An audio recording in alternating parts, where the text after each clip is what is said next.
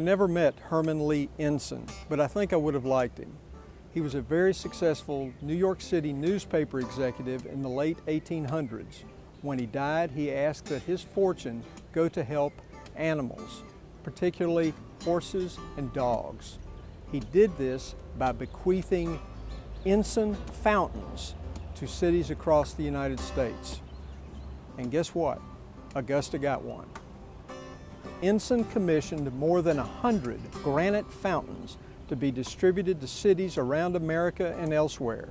The fountains, many of them quarried and constructed in Maine, were unusual. The main feature was a large bowl, not unlike a massive bird bath. The water was fed into it on 3 sides by spigots featuring a brass lion's head. The 4th side included a plaque proudly announcing Herman, which he spelled with an O, and his gift. Around the base of the fountain were smaller bowls which also captured and provided water. Horses could get a drink from the larger fountain, dogs from the lower ones, and I suppose a human could put a cup beneath a lion's head and get a drink too.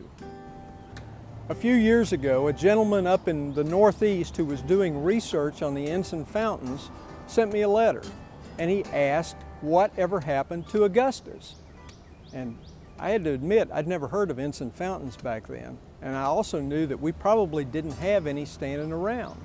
But I started to check our archives, and I was looking for one. According to the archives, we did accept it, and it was located at 15th and Walton Way. There's no fountain at 15th and Walton Way now. I wondered what happened to it. But you know what? We hadn't lost it. And I'll tell you where we found it when we get back.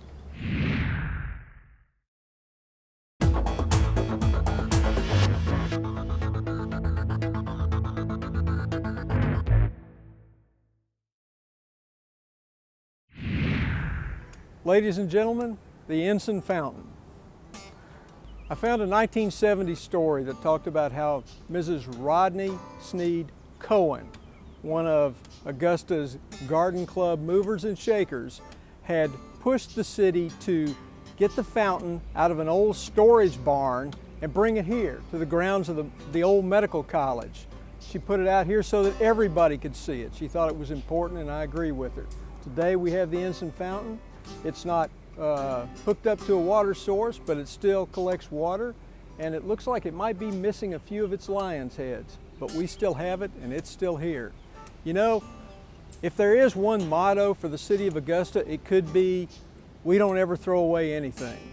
And here's the fountain to prove it. And it's starting to rain.